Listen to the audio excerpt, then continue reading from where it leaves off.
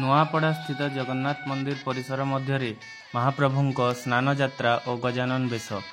ନୂଆପଡ଼ା ସହର ସ୍ଥିତ ମନ୍ଦିରପଡ଼ା ଜଗନ୍ନାଥ ମନ୍ଦିରରେ ଆଜି ପବିତ୍ର ସ୍ନାନ ଯାତ୍ରା ସହ ବିରାଳ ଗଜାନନ ବେଶ ଅନୁଷ୍ଠିତ ହୋଇଯାଇଛି।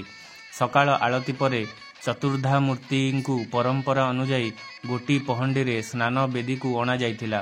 ବିଧି ମୁତାବକ ପୂଜା ପରେ ସୁବାସିତ ଅଭିମନ୍ତ୍ରିତ ଜଳରେ ଶ୍ରୀ ବିଗ୍ରହମାନଙ୍କୁ 108 ଗଡ଼ୁ ଓ ଗରିଆ ଜଳରେ ମହାସ୍ନାନ କରାଯାଇଥିଲା। ଏହାପରେ ସାଧାରଣ ଭକ୍ତ ମହାପ୍ରଭୁଙ୍କୁ ଜଳାଭିଷେକ କରିଥିଲେ।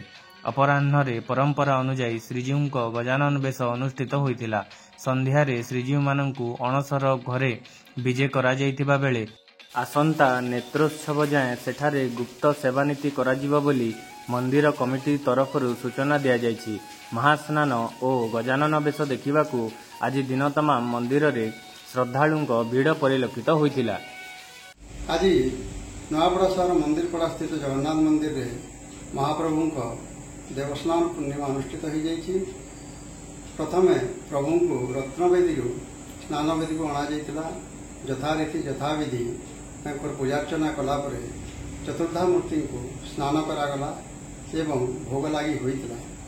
ଏହି ଉତ୍ସବରେ ଆଖପାଖ ଅଞ୍ଚଳର ବହୁତ ଶ୍ରଦ୍ଧାଳୁ ଜମା ହୋଇଥିଲେ ଏବଂ ନିଜର ପୂଜାର୍ଚ୍ଚନା କରିଥିଲେ।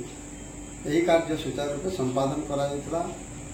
ଆଗାମୀ ରଥଯାତ୍ରାକୁ ଆଖି ଆଗରେ ରଖି ମୋର ଏନ୍ଏସି ପ୍ରଶାସନକୁ ଅନୁରୋଧ ରହିବ ଯେ ରଥପଥ କିଭଳି ସଫାସୁତୁରା ରହିବ ଏବଂ ଯେଉଁ ସ୍ଥାନରେ ବି ରାସ୍ତାରେ ଖାଲ ଢିପ ଅଛି ସେଗୁଡ଼ା କିପରି ମରାମତି କରାଯିବ ସେ ଦିଗରେ ପ୍ରଶାସନ ଧ୍ୟାନ ଦେବ।